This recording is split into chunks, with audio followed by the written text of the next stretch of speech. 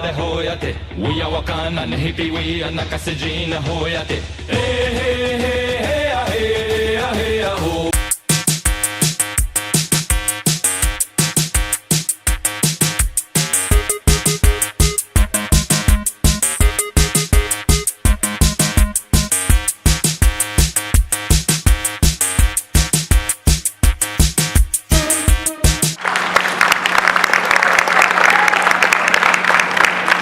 Rafael Cabrera, ¿qué tal? Buenas tardes. Sebastián Barragán, buenas tardes, bienvenido. Y pues para moderar esta mesa en la cual ustedes conocerán esta propuesta editorial de Grijalbo, La Casa Blanca de Peña Nieto, estará con nosotros Juan Carlos Ortega, que es editor. Bienvenidos y pues vámonos con La Casa Blanca de Peña Nieto de Daniel Lizárraga. Yo le cedo el micrófono a Juan Carlos Ortega. Hola, ¿qué tal? ¿Cómo están? Muchísimas gracias por venir, por estar aquí acompañándonos en este acto que pretendemos que sea un regalo de despedida a cierto señor que está ya a semanas afortunadamente de irse. Este libro efectivamente es eso y así fue pensado, como un regalo, como un obsequio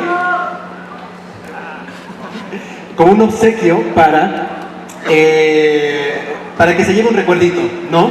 Porque este sexenio fue verdaderamente notable en dos aspectos. Uno, la inseguridad, la brutalidad desatada, cuyo símbolo mayor es Ayotzinapa, y otro, la corrupción brutal y también desatada, cuyo símbolo mayor es la Casa Blanca. Este libro, que es una versión ampliada, que es una versión actualizada de una obra que ya es un clásico en el periodismo mexicano, nos viene a responder algunas preguntas que todos tuvimos o que a todos se nos quedaron después de que cierta actriz de Televisa apareciera diciendo que ella había comprado la Casa Blanca, producto de su liquidación después de trabajar tantos años en Televisa. Entonces esta obra responde a esas preguntas que nos quedaron. Bueno, y sí se vendió esa casa, como dijeron que iba a ocurrir, y las responsabilidades penales sí se deslindaron.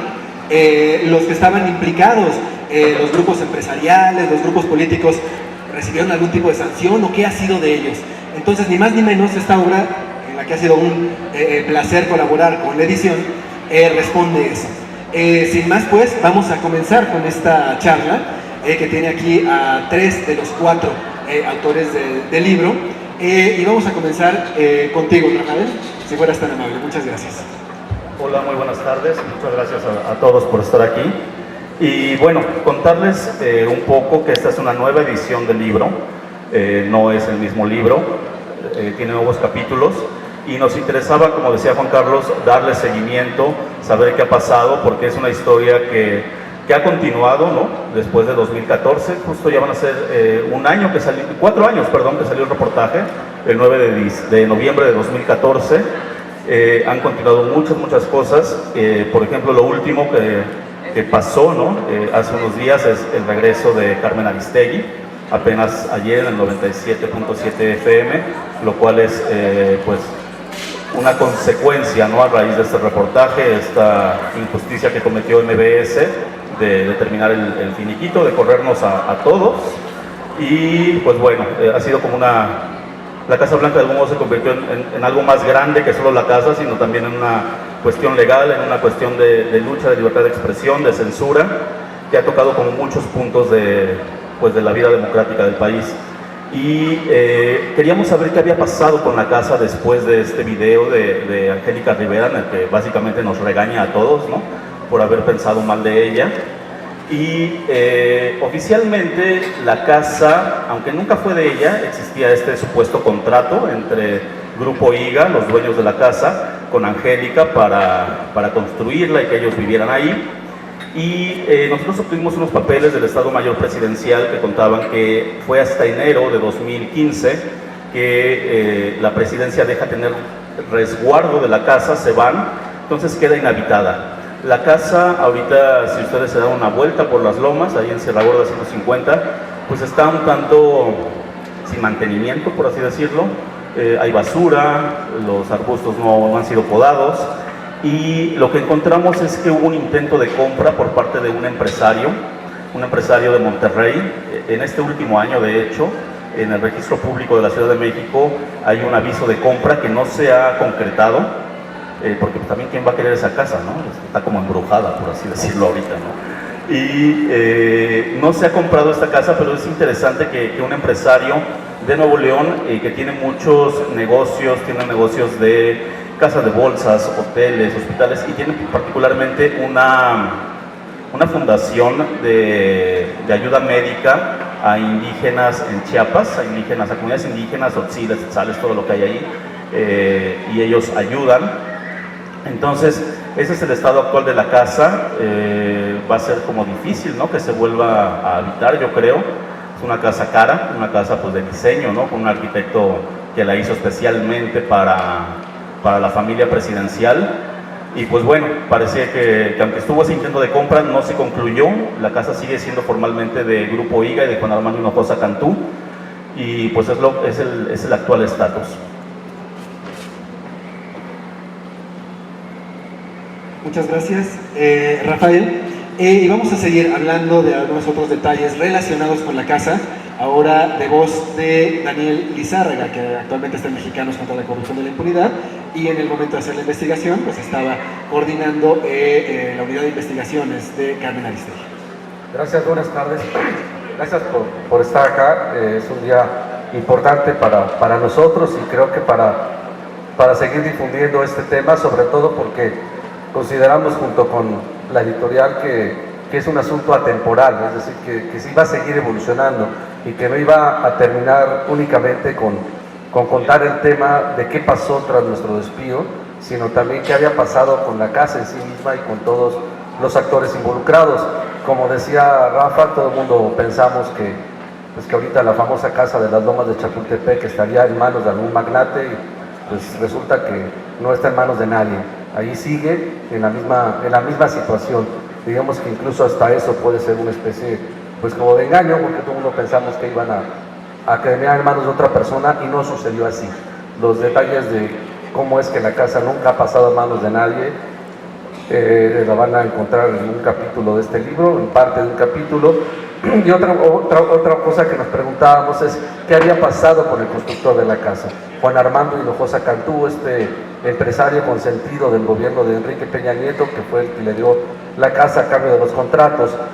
Esto es importante señalar, qué había pasado con él. Nosotros hemos trabajado como reporteros, como muchos otros, con el Consorcio Internacional de Periodistas de Investigación, que la obra más famosa que se ha hecho a nivel internacional fueron los famosos Panama Papers. Esta filtración gigante sobre paraísos fiscales, precisamente en países del Caribe sobre todo. Y bueno, cuando nosotros accedimos a millones de documentación sobre quiénes habían estado ocultando fortunas o quiénes habían movido el dinero desde esos paraísos fiscales, pues de repente nos encontramos con el nombre de Juan Armando Hinojosa Cantú. Y lo curioso de esto es que cuando empezamos a revisar los papeles, nos dimos cuenta que el señor Hinojosa se puso muy nervioso cuando se enteró que había una investigación. Ya sabemos que no pasó nada, pero por alguna razón se puso muy nervioso cuando dijo que Peña Nieto iba a poner a investigar a su compadre, Virgilio Andrade, el tema de la casa. Entonces al señor de alguna parte se habrá puesto medio nervioso, algo sucedió, que dijo, yo voy a sacar mi dinero, necesito cambiarlo, que no esté a mi nombre. Y entonces contrató al despacho Mossack Fonseca de Panamá, que ahora ya desapareció, para que hiciera todo el papeleo de cambiar y mover el dinero a otro paraíso fiscal o taparlo de otra manera. Si él nunca hubiera hecho ese movimiento, no lo hubiéramos agarrado. 100 millones de dólares, lo que hizo fue sacar 100 millones de dólares que tenía escondidos en paraísos fiscales del Caribe, en la isla Nieves se llama, y los movió hacia Nueva Zelanda. Los movió por 100 millones de dólares, los movió, y a través de una serie de empresas de papel, que es lo que se dedican estos despachos. Nosotros definimos que son como matrushkas, son empresas, son iguales, las vas quitando y son todas iguales, ¿no? Hasta que por fin pudimos llegar a la última, después de revisar cientos de papeles, y había puesto como titular del fideicomiso, en un fideicomiso está su mamá y en otro está su suegra. Lo curioso de esto, y entre comillas lo digo curioso, es que toda la transacción del dinero la hizo justo a partir de cuando inició la investigación. Es decir, cuando estaba corriendo la investigación es cuando él decide mover estos 100 millones de dólares a través de 6 o 7 países del mundo. Pasó en algún momento por Alemania, pasó por algún momento por Holanda, y pues el señor trató de asegurarse que estuviera en un lugar todavía más lejano, en Nueva Zelanda.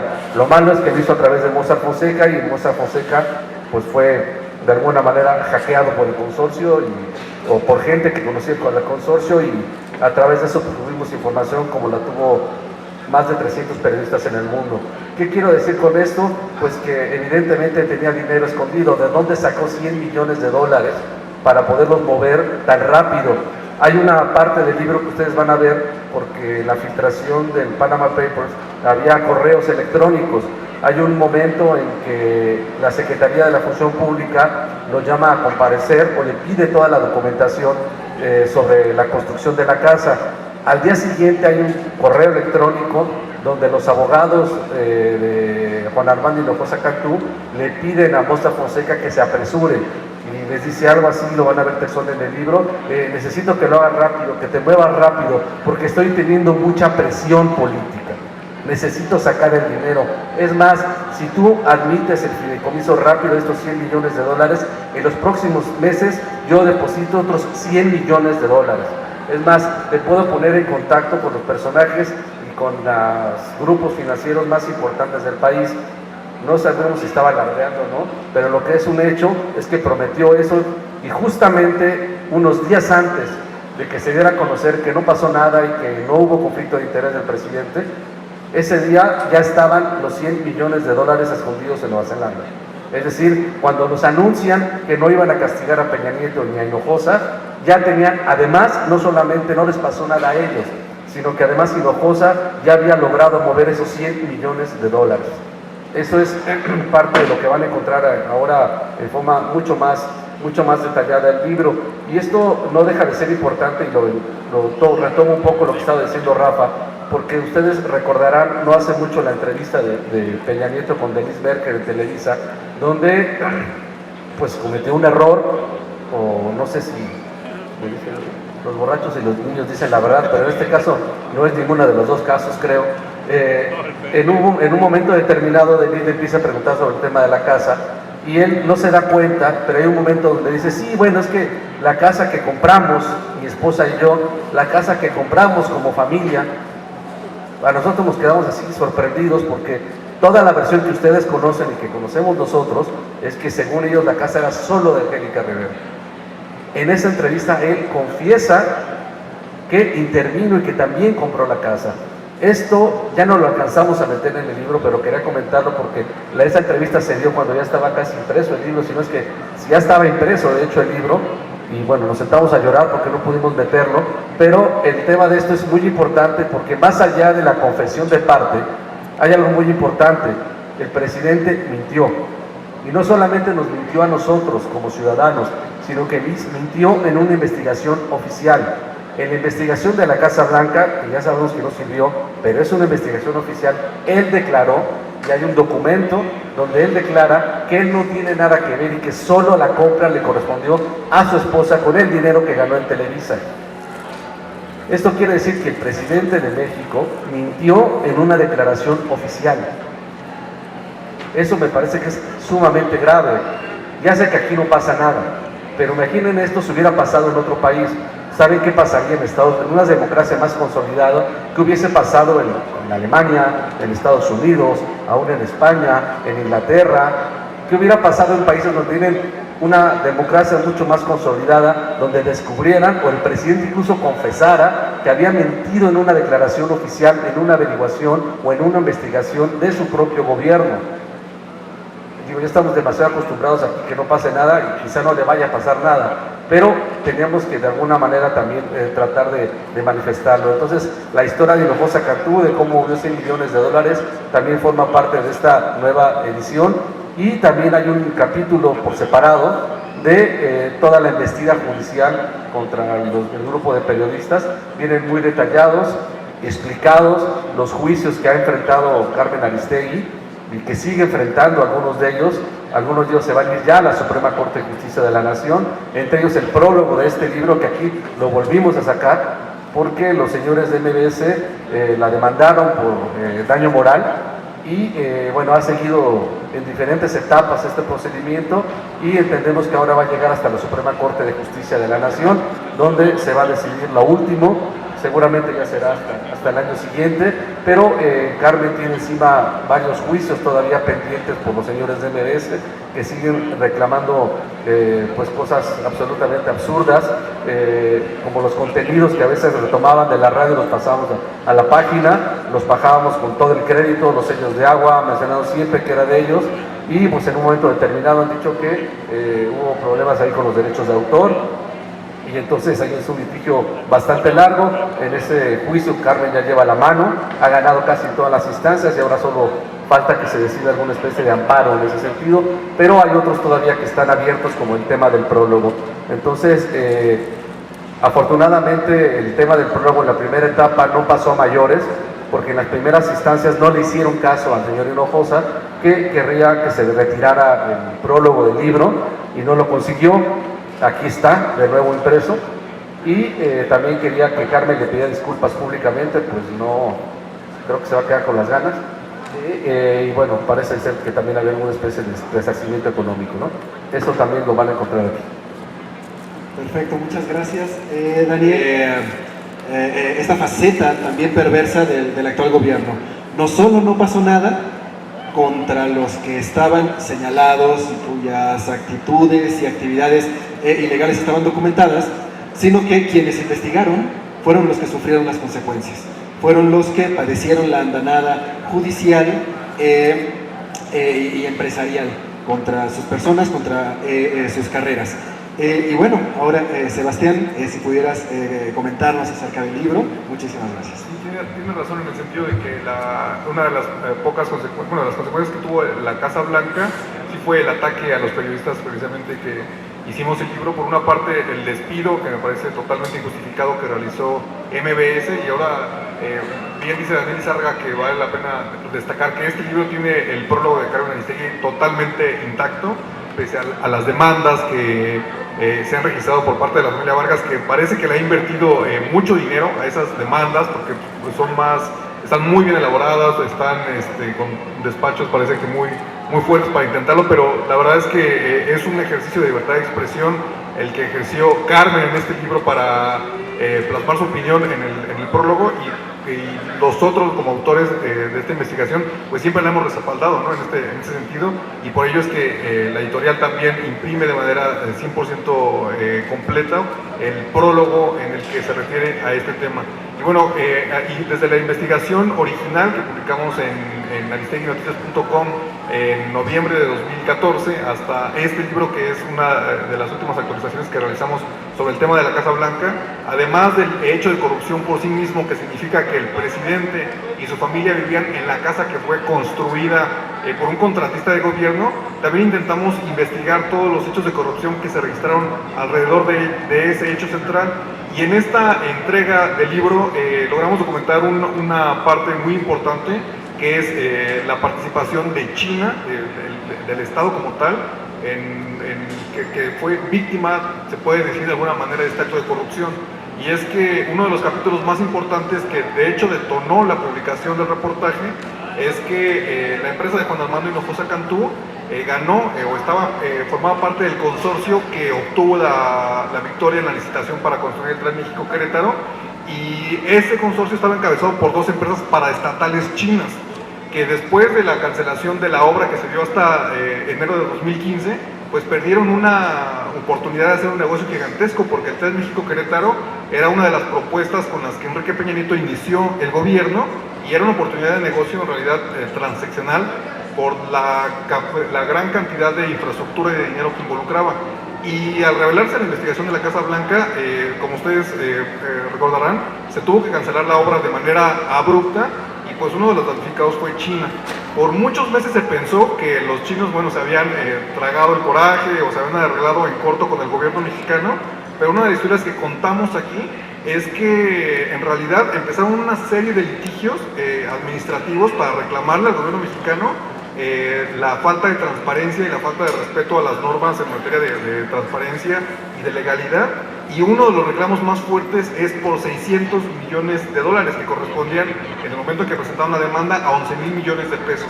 Es decir, este acto de corrupción en el que el presidente Enrique Peña Nieto directamente se vio beneficiado con una casa, le puede costar al Estado mexicano una cantidad de dinero que es increíble. Tan solo pensar que el tren originalmente estaba planeado para costar 35,000 millones de pesos, y solo esta demanda por el acto de corrupción, por haberlos tratado de manera injusta, le puede costar al Estado mexicano 11,000 millones de pesos. Y como en muchos actos de corrupción, como bien dijo Daniel Lizárraga ahorita, ellos siempre han defendido que lo hicieron todo correctamente y pocas veces han quebrado, digamos, su disciplina al mentir, pero fuera de eso han dejado un montón de pistas alrededor sobre los actos irregulares que han hecho. Y hay piezas fundamentales que atamos en este libro, como la participación de Luis Videgaray cuando todavía era secretario de Hacienda. Imagínense, encabezando un grupo de trabajo con el gobierno chino, con el Estado chino, precisamente para impulsar la creación del Tren México-Toluca, siendo que Luis Videgaray también compró una casa a Grupo IGA, que fue un reportaje originalmente de un medio estadounidense, del Wall Street Journal, que comprobó que Juan Armando Hinojosa Cantú no ganó un solo peso al venderle una casa a Luis Videgaray. Entonces imagínense, una constructora, una empresa que existe pero que no gana dinero, y al mismo tiempo Luis Videgaray aprovechando todos los contactos que tiene en el mundo financiero y como secretario de Estado haciendo tratos a nivel secreto para impulsar este proyecto. Entonces en esta actualización del libro contamos esa historia que nos parece muy relevante, porque en realidad sí fue un acto de corrupción que realizó el presidente Enrique Peña Nieto, incluso desde que era gobernador del Estado de México, pero en el que actuaron actores precisamente del Estado mexicano de manera coordinada y que, como bien dijo Daniel, no se ha castigado hasta la fecha. Entonces va a ser una de las historias que van a poder encontrar actualizadas, bien documentadas en este libro con todas las pruebas, y espero que bueno puedan echarle un ojo, ¿no? Dos cosas nada más. Bueno, aquí nos falta Irving. Irving no está porque está desde hace un par de años haciendo un posgrado en Londres, entonces todavía lo tenemos estudiando por allá un ratito, a ver si aprende algo el muchacho. Bueno, eso es lo primero. Lo segundo es que algo que va a rematar lo que está diciendo Sebastián, esto es importante porque este juicio de los 600 millones de dólares del Estado chino contra el gobierno mexicano en tribunales internacionales está vivo, está vigente, se está desarrollando. Esto no se va a resolver de aquí a diciembre. Esto quiere decir que si gana México, no pasa nada. Pero si pierde México ante el Estado chino, el próximo gobierno, es decir, el gobierno de Andrés Manuel López Obrador, es decir, el Estado mexicano, va a tener que pagarles 600 millones de dólares a los chinos. No sé exactamente qué piensan hacer, cómo vayan a hacer, van a intervenir. Lo que es un hecho es que van a tener que seguirlo litigando. ¿Por qué? Pues porque es una demanda del Estado chino contra el Estado mexicano. Entonces, eso lo van a heredar, y por lo menos los costos de pagar abogados internacionales, de seguir manteniendo el juicio vivo, de luchar para ganarlo si es que le toca la razón al Estado mexicano, eso de por sí ya tiene un costo. Ya tiene un costo que evidentemente tendremos que pagar. Ahora esperemos que al final de cuentas México el año que viene quizá pueda ganar el juicio, pero se ve complejo por la forma en que los chinos están reclamando. Es evidente que hubo problemas con ellos, que de alguna manera el Estado mexicano se comprometió a entregarles de la obra, a entregarles la licitación, y ahora resulta que siempre no hay tren. Entonces los chinos alegan que hicieron inversiones, que gastaron en proyectos, que gastaron, en fin, desde su perspectiva, mucho dinero en planear la construcción del tren, y se quedaron con un palmo de narices. Yo no sé si les asista la razón o no, pero va a ser muy importante que seguir pendientes del desarrollo de este juicio, porque me parece que, entre otras, es una de las herencias muy delicadas que les va a dejar el gobierno de Peña al gobierno de López Obrador. Muchas gracias. Sí, hola, perdón.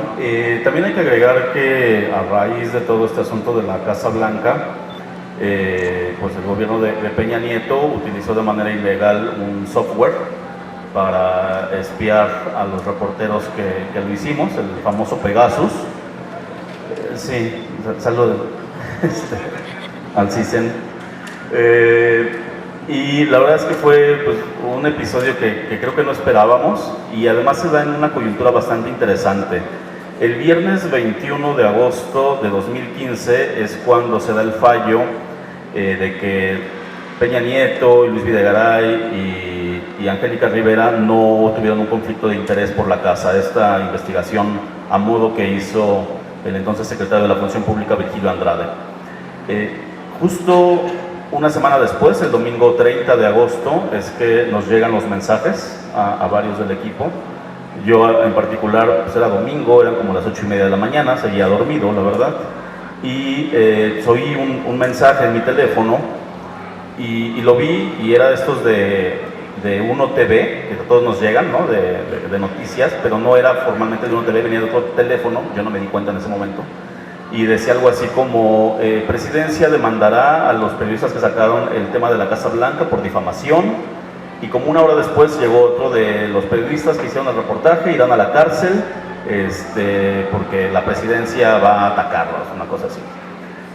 No lo sabíamos en ese momento, pero justo ese día nos llegaron los mismos mensajes a varias personas, a Daniel, a Salvador Camarena, a Carmen Aristegui, y también al hijo de Carmen, que en ese momento era menor de edad. Tiempo después ya nos fuimos enterando que estos mensajes contenían software maligno, malware básicamente, y si uno abría el link o le daba clic, no se abría ninguna página, no había tal página de noticias, sino que básicamente se instalaba algo en el celular que le daba control al celular a las otras personas, al gobierno mexicano, para acceder a mensajes, fotos, audio. O sea, el teléfono podía estar activado, filmando, o el micrófono, sin que nosotros nos diéramos cuenta. No solo lo hicieron con nosotros, lo hicieron con políticos, gente del PAN, Anaya, Gil Suárez, no me acuerdo quién más. Lo hicieron también con organizaciones civiles, los abogados que llevaban el caso Narvarte, los abogados que llevaban el caso de Ayotzinapa, el Centro PRO, gente de Mexicanos contra la Corrupción, también, y también los abogados que han llevado los casos para regular las bebidas de azúcar, esto de que ya no tengan tanta azúcar, y el impuesto contra bebidas azucaradas.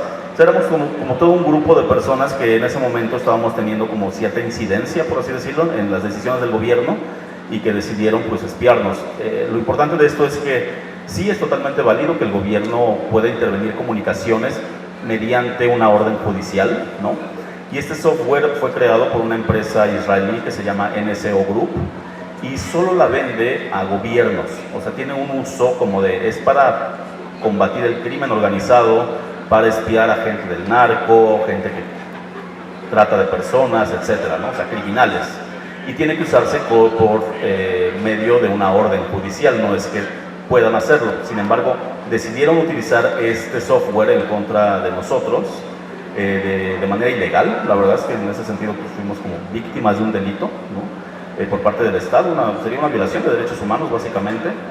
Y ese caso también está congelado, está olvidado por la PGR. Ya sabemos que la PGR en este sexenio ha sido una burla, no han atacado Odebrecht, no han atacado Ayotzinapa, lo han hecho todo mal, básicamente. Y la PGR ha desistido de investigar ese caso, está totalmente congelado, y un grupo de estas personas que fuimos afectadas por el malware, interpusimos una demanda en Israel por parte de unos abogados de sociedad civil que se acercaron a nosotros para que no solo se demande al gobierno mexicano, sino también a la empresa como corresponsable de no haber verificado que se haga un buen uso de su tecnología. Entonces, todavía está en curso esta denuncia, esta demanda. No hay respuestas, pero es también uno de los casos que están pendientes, en el que pareciera que nos están ignorando, en el que pareciera que no va a haber consecuencias. Ojalá en el siguiente sexenio sí se den continuidad a estos juicios, porque pues así como a nosotros nos pudieron haber mandado malware o lo que fuera, pues también se lo pueden hacer ustedes, o sea, y es gravísimo porque es el Estado mexicano pues espiando a sus propios ciudadanos, ¿no? Y lo cual es muy grave, es la violación a derechos humanos de todos, y es como nuestra intimidad, es nuestra seguridad.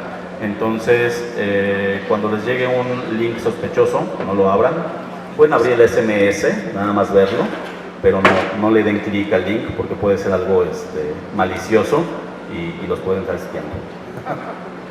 Perfecto. Antes de pasar a las preguntas, me gustaría, estamos viendo que el caso propiamente, la investigación de la Casa Blanca, queda en la impunidad.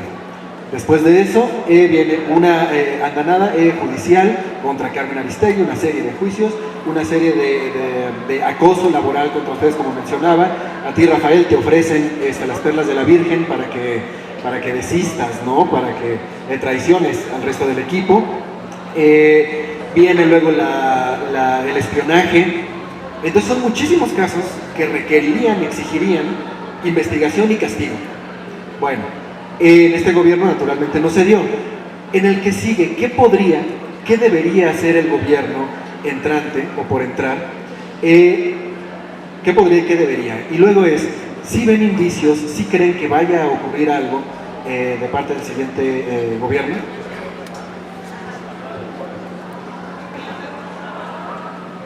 Pues honestamente no lo veo. Hasta ahorita no he visto nada que pueda apuntar en este específico caso que el siguiente gobierno lo pueda tomar. Y hay dos cosas que me parecen gravísimas. Lo que les acabo de contar, que el presidente que se va mintió, insisto, en una declaración oficial, y eso cualquier ciudadano que está aquí le hubiera aplicado severas sanciones. No sé si el siguiente gobierno vaya a hacer algo con eso, porque no lo estamos inventando, es una confesión de parte. Eso me parece muy grave. Lo otro es que hay que replantear el tema del conflicto de interés. El presidente actual dice que no hubo conflicto de interés porque el tren no se construyó. A ver, esto se llama manipular. Es decir, el conflicto de interés nace desde que él era gobernador del Estado de México. Ahí inicia la relación y ahí empiezan a construir la relación y culmina con la entrega de la casa a cambio del tren. Es decir, la investigación que se hizo, ya sabemos en qué quedó, partió solamente a partir de cuando Peña era presidente. Luego entonces no atacaron el origen del conflicto de interés. Me parece que en ese sentido, si es que vamos a tener alguna fiscalía independiente o autónoma en los términos que se vaya a plantear, sería bueno por lo menos que revisaran este tipo de cosas, sobre todo porque yo creo que hay algo fundamental. Me parece que una de las cosas, entre muchas otras, que llevaron a la gente a votar en contra de Peña o al mismo tiempo apoyar a Andrés Manuel, pues ese es todo este enojo ciudadano que hubo durante muchos años, que creció a partir de la publicación y la difusión de este tipo de reportajes y de estas investigaciones periodísticas. Luego entonces, pues que se quede en el vacío, a mí no me parecería lo mejor, pero al final de cuentas nosotros somos reporteros, no autoridades, y nosotros lo que hacemos es exponer lo que encontramos. Aquí nuevamente volvemos a exponer cosas y está en manos de estas autoridades y de las que vienen decidir qué hacer con eso, ¿no? A mí me parece que creo que lo que ha quedado claro es que nuestro trabajo y el de muchos colegas y compañeras es tratar de hacer nuestro mejor esfuerzo para tener un México mejor informado, y que después ustedes decidan lo que quieran que es conveniente para sus intereses. Nuestra chamba es esa, y en medida en que nosotros pongamos nuestro grano de arena para construir una mejor democracia, de eso se trata, de que tengamos ciudadanos mejor informados, porque yo creo que, como en muchas otras partes del mundo, a muchos gobiernos lo que no les conviene es tener ciudadanos bien informados, porque entonces pues son más fáciles de manipular. En este caso, pues nosotros seguiremos haciendo nuestro trabajo con y quizá con el que venga y el que siga, y hasta donde las fuerzas nos alcancen. Sí, yo tampoco creo que vaya a haber algún tipo de reapertura de la investigación, ¿no? Ya el presidente electo ya dijo que pues él no va a buscar venganza, que los casos que ya están cerrados, pues ya, los que sigan abiertos, pues bueno, se les va a dar seguimiento, pero no creo que vaya a haber algún tipo de cambio. sí tenemos que seguir vigilando a Peña, ¿no? Una vez que ya es expresidente o que sea expresidente, porque hay que recordar un caso que también es cercano a Daniel, de Raúl Olmos, este reportero de Mexicanos contra la Corrupción, que sacó un libro también el año pasado sobre Fox y toda la corrupción que Fox cometió desde la presidencia y una vez que sale y cómo pues, un enriquecimiento ilícito, ¿no? Violó mucha reglamentación que el presidente no debe haber hecho, incluido que le regalaron una empresa, ¿no? Es como que quién te regala una empresa, ¿no? Qué afortunado el señor. Y muchos negocios que ha hecho desde el poder. Entonces creo que obviamente tenemos que reportar a Andrés Manuel, ¿no? Porque ese es nuestro trabajo, punto. Pero también no podemos dejar de seguirle la pista a Peña, porque además él ya dijo que se va a ir a vivir al Estado de México. Y en el Estado de México tiene muchas casas, obviamente, porque él es de allá, pero tiene una en particular que es donde se dice que se va a ir, en Ixtapan de la Sal, en un club de golf. Y además esta casa también está documentado que se la vendió un grupo de empresarios, la familia San Román. La familia San Román, cuando salió esta información, que lo sacó Wall Street Journal, creo, dijo que ellos no habían tenido nada que ver, hecho nada irregular, que toda la venta había sido muy correcta. Sin embargo, después se documentó que ellos habían tenido como contratos, habían tenido beneficios durante el gobierno de Peña Nieto y curiosamente le venden la casa, ¿no? Entonces siempre hay una relación muy cercana de Peña con empresarios. Hay que estar teniendo el ojo, ¿no? Porque puede hacer todavía más cosas como hizo esto, y mucha gente a veces nos dice, ¿y para qué publican los periodistas si no pasa nada, ¿no? ¿Cuál es el sentido de que saquen un libro, que saquen un reportaje sobre Odebrecht, sobre Ayotzinapa, sobre lo que quieran? Creo que es una visión un tanto cínica, por así decirlo, de ver las cosas, porque finalmente tenemos que seguir publicando, tenemos que seguir haciendo el periodismo, ¿no? No podemos decir, no pasa nada, pues ¿para qué publico? No. O sea, creo que sí pasan las cosas, no pasan a la velocidad que quisiéramos, pero aunque sean milímetros lo que vamos avanzando como sociedad y como Estado de Derecho, obviamente no somos los mismos ahorita en 2018 que, por ejemplo, estamos en todo el 68, ¿no? Hace 50 años. Y ha habido cambios, pequeños cambios que tenemos que seguir insistiendo. Entonces yo les pediría que a ustedes como ciudadanos nunca caigan en ese cinismo de ¿y para qué publican si no pasa nada? No, sí pasan cosas. Lo único que tenemos que hacer es seguir presionando, ¿no? Que haya una mejor PGR, que haya mejor justicia, que no haya impunidad en los casos penales, ¿no? Y seguir insistiendo, y que además pues la democracia no nada más es ir a votar, ¿no? O sea, es algo permanente. Hacer una mejor sociedad es casi de todos los días. Entonces, pues gracias a todos por venir.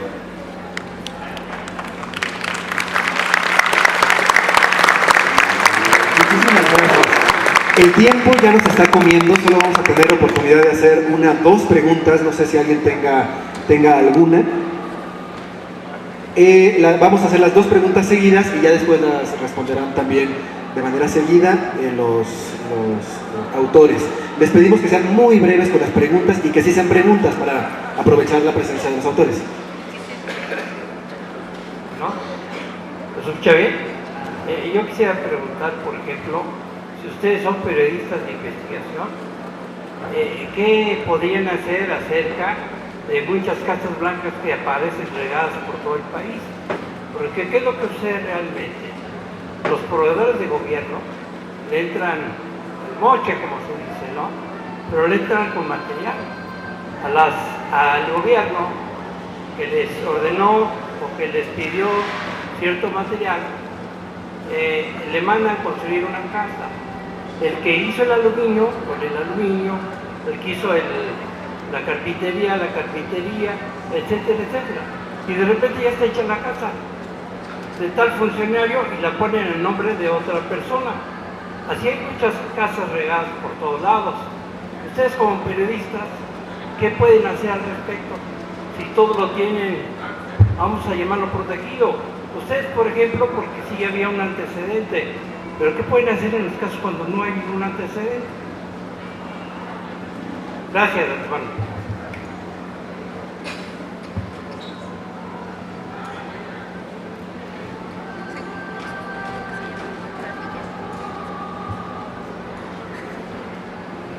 Buenas tardes. Mi curiosidad es saber si de una noticia, Carmen Aristegui, que Peña Nieto iba a mutilar el libro La Casa Blanca, cortándole, no sé cómo decirle, el prólogo. ¿Qué pasó ahí? Gracias. Muchas gracias. Esa última creo que ya había sido respondida, que sigue el proceso. El prólogo es que básicamente el asunto sigue en litigio. Los dueños de MBS siguen empujando que sí, nosotros que no, y todavía no podemos hacer. Todavía lo podemos. Buenas tardes, quiero felicitarlo primero por toda la investigación y hacer dos preguntas muy cortas. ¿Qué esperaban que sucediera cuando hicieron la investigación y si tenían miedo de las consecuencias de la investigación? Gracias. Gracias.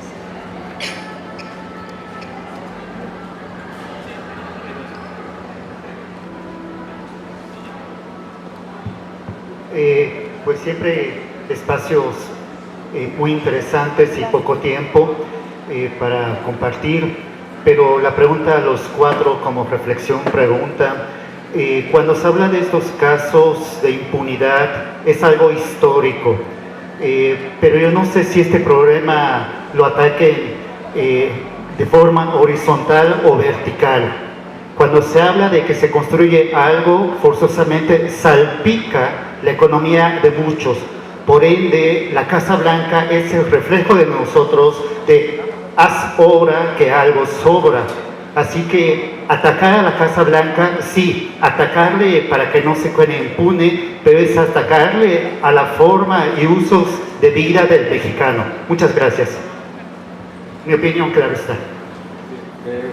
Solo para contestar, la primera, sí es cierto que hay muchas casas blancas en chiquito en varios lados, pero también creo que es cierto que hay varios o hay muchos periodistas incluso en muchísimos estados, en los estados del país, que están dedicando a investigar los casos de corrupción, y creo que lo que corresponde al público, y nosotros fuimos también como público, como consumidores de este periodismo, es apoyar a los periodistas que a veces tienen condiciones difíciles, incluso de seguridad en los estados, y creo que sí hay algunos equipos que están trabajando los temas a nivel local en todos los niveles, y creo que nos corresponde buscarlos y apoyarlos, porque es cierto que hay muchas casas blancas, pero también hay muchos periodistas que no están recibiendo el apoyo y la atención necesaria. Entonces creo que nos corresponde apoyarlos a todos, ¿no? Esa sería para la primera pregunta. Sí, y aprovecho un poco lo de Sebastián para contestar a la pregunta de acá adelante. El tema es, entre comillas, sencillo. ¿Qué quiere decir con esto? Todo el mundo sabe que México en este momento es uno de los países más peligrosos para ejercer el periodismo. Somos el país con mayor número de periodistas muertos entre los que no están en guerra. Para nosotros es a veces muy fácil hablar de aquí desde la Ciudad de México, pero realmente quienes viven y quienes sufren y a quienes pueden meter un balazo en la cabeza son los compañeros de los estados, sobre todo quienes están en la frontera o en el Golfo. Entonces, a mí no me gusta hablar mucho de eso porque para nosotros es bien cómodo hacerlo de aquí de la ciudad, pero sin embargo y paradójicamente, en este momento se está haciendo el mejor periodismo de investigación que se ha hecho en décadas en México. Pareciera paradójico, nos están atacando y cada vez lo hacemos mejor. Y la mejor noticia es que cada vez son más jóvenes quienes lo están haciendo y la gran mayoría son mujeres. Son reporteras jóvenes que lo están haciendo muy bien y bueno, venga, hay una nueva generación que seguro va a sacar la cara por los que ya estamos más grandes, y eso ustedes creo que pueden, porque las conocemos a la mayoría de ellos y ellas, y estoy seguro que los medios donde les toque estar van a seguir dando la batalla, eso no les quede la menor duda.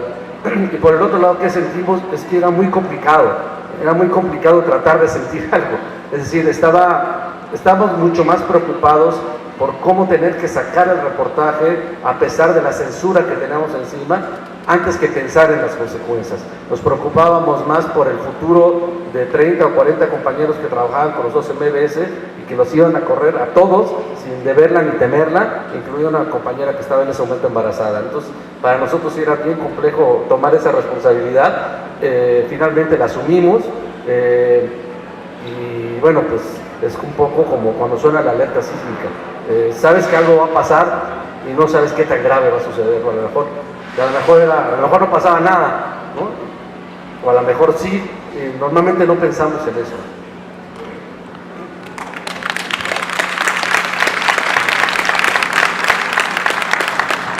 Ya para cerrar, porque ya tenemos el tiempo encima, pues lo que pasó fue que nos corrieron, ¿no? O sea, era muy distinto, como dice Daniel, ser periodistas en los estados, ¿no? Que podría haber una violencia física, y de algún modo en ese momento éramos tan públicos, teníamos tanta exposición, y el factor Carmen Aristegui, ¿no? Que si nos pasaba algo, nos hacían algo, era evidente que iba a ser el gobierno, ¿no? Entonces de algún modo era como un riesgo y al mismo tiempo una protección el reportaje. Y sí, o sea, sí hay muchos casos, ¿no? de impunidad. Yo creo que lo que tenemos que hacer como ciudadanos es, si sabemos algo, pues acercarnos a algún periodista, enviarle algún correo electrónico, pasar información, ¿no? Creo que ahorita se está haciendo muy buen periodismo de investigación, pero es curioso que solo este está saliendo como de sitios web, ¿no? Y de algunos medios más grandes. Pero los medios tradicionales, ¿no? Los grandes periódicos, las grandes televisoras, las grandes estaciones de radio, no lo están haciendo, ¿no? Entonces es muy interesante cómo se está dando este fenómeno en que los pequeños sitios, algunos sitios que tienen así una economía estrecha, ¿no? Se están arriesgando a hacer muchas cosas, porque no solo es la Casa Blanca, es la estafa maestra, son los piratas de Borges, son las empresas fantasmas de Duarte, e infinidad de reportajes que han estado saliendo desde sitios. Entonces yo lo que les podría decir a ustedes es que también hay que mejorar como que ser buenos lectores, ser más críticos, ¿no? Hacia nuestros medios, no creernos todo a veces lo que dicen. Vimos en la campaña todo esto de fake news, ¿no? Entonces también creo que como lectores, ¿no? Yo también como ciudadano tenemos que hacer como un ejercicio de sentido común y decir, a ver, esto que me estás contando es estúpido, ¿no? Y también apoyar al periodismo independiente, apoyar al periodismo, por ejemplo, Animal Político tiene una campaña de crowdfunding, ¿no? Para que ustedes donen. Se pueden hacer mucho tipo de cosas para apoyar el periodismo. Entonces creo que no solo es el periodismo desde nuestro lado, creo que es un acto de allá para acá, es recíproco, ¿no? Entonces esa sería parte también también como lectores tenemos cierta responsabilidad, ¿no? Entonces no solo es que nosotros lo hagamos, nosotros lo necesitamos a ustedes para que lo difundan, para que lo lean, para que tenga impacto, porque si no, pues es como si hablarle a la pared, ¿no? Entonces sí necesitamos que ciudadanía y periodistas pues tengamos una sinergia y que podamos seguir haciendo cosas.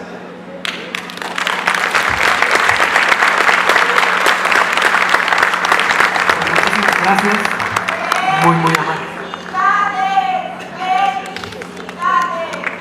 Muchísimas gracias, muy amables por su presencia, por su asistencia y por su participación, por su firme convicción de que sociedades más abiertas, más informadas, son más libres, más democráticas.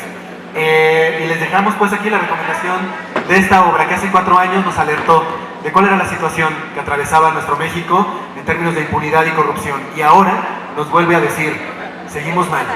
La situación es grave y en esta coyuntura se deben levantar las voces y nosotros como ciudadanía debemos erguirnos para decir, hey, esto sigue ocurriendo y esto sigue teniendo consecuencias muy importantes. Muchísimas gracias a la Feria Internacional del Libro, gracias a los autores y de parte de Penguin Random House les agradecemos sobre todo a ustedes. Muchas gracias por su presencia. Agradecemos por supuesto a Rafael Cabrera, Daniel Lizárraga, Sebastián Barragán, Juan Carlos Ortega, por estos comentarios que ustedes han escuchado, y les informo que el libro se está vendiendo en esta mesa que está aquí abajito a mi izquierda.